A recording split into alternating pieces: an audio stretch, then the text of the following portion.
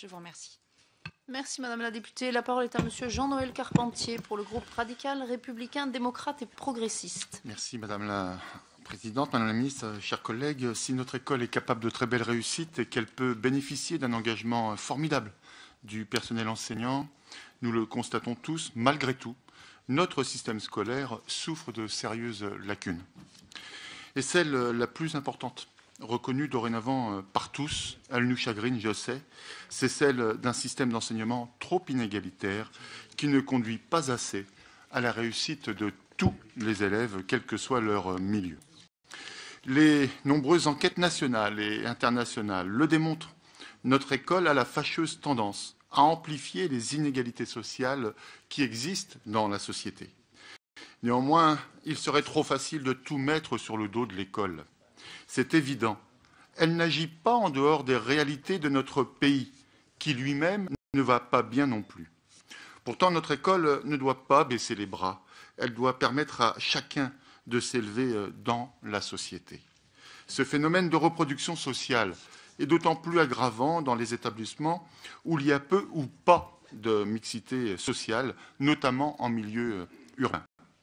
Pour améliorer notre école, pour que nos concitoyens continuent de la soutenir, il faut pouvoir briser certaines des barrières qui fondent le reproche légitime d'inégalité face au savoir. La connaissance doit pénétrer tous les milieux. Pour cela, notre école est indispensable. C'est pour cette raison que notre débat sur la mixité sociale à l'école est utile. Voilà bien des années que nous tentons de la réaliser. Pourtant, l'école, là encore, ne peut à elle seule faire de la mixité là où les politiques publiques, la politique du logement, les politiques de la ville ont échoué depuis de nombreuses années et dans de nombreux quartiers, et donc touchant ainsi des millions de nos concitoyens. Notre pays a encore bien des défis à relever en matière d'urbanisme et de transport, en matière d'aménagement du territoire. Et nourrissant le phénomène de reproduction sociale, l'existence de véritables poches de pauvreté provoque la ghettoisation de certains établissements scolaires, tandis que d'autres cultivent l'élitisme social. Toutes ces lacunes, nous les connaissons depuis longtemps. Il faut les corriger. Dès 2013, en cet esprit, nous avons inscrit la mixité sociale dans la loi de la refondation de l'école. C'est une fierté pour notre majorité. Mais aujourd'hui, il convient d'accélérer le pas pour améliorer notre système scolaire. Le constat établi par les rapporteurs, messieurs Durand et Sall, pour le comité d'évaluation des politiques publiques à propos de la mixité sociale à l'école, fait plusieurs préconisations. Certaines d'entre elles me paraissent contestables, voire même très contestables. D'autres sont intéressantes et pragmatiques. Je veux notamment parler de l'adaptation des critères de la carte scolaire. Un redécoupage des secteurs me paraît effectivement indispensable. Il faut en finir avec la règle immuable du un collège pour un secteur. Madame la Ministre, il faut élargir l'expérimentation des secteurs multicollèges. Je suis favorable à la redéfinition des secteurs scolaires pour que les élèves puissent dépendre de plusieurs collèges. Et toute transparence avec l'ensemble de la communauté éducative et notamment les parents d'élèves. Il faut redessiner la carte scolaire avec plusieurs collèges par secteur, notamment dans les zones denses. C'est ensuite à l'institution de permettre le brassage des élèves en convainquant les parents par des moyens nouveaux et mieux répartis dans ces nouveaux secteurs, notamment en termes d'options, de filières et aussi en termes de transport scolaire.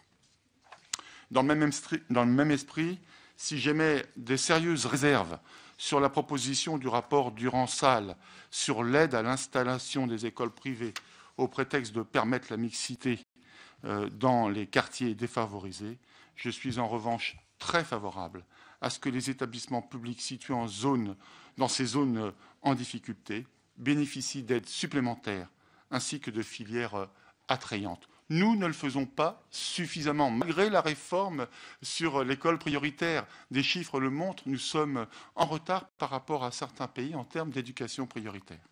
De même, il est indispensable de garantir l'égalité des moyens et des options pour tous les élèves, quelle que soit leur zone d'habitation. Je souhaite également que nous encouragions l'innovation pédagogique. Le monde a changé, nos enfants aussi.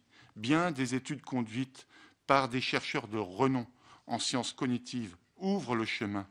il est bien légitime aujourd'hui d'espérer que ces recherches s'appliquent enfin dans des méthodes d'apprentissage nouvelles. Il faut aider aussi les enseignants à se les approprier. Voilà, Madame la Ministre, mes chers collègues, les quelques remarques que je souhaitais formuler dans ce débat. La quête de la mixité sociale à l'école est une quête bien improbable et par certains aspects un peu illusoire. Pourtant, elle est indispensable pour aller vers une école plus juste et plus efficace. Je vous remercie. Merci.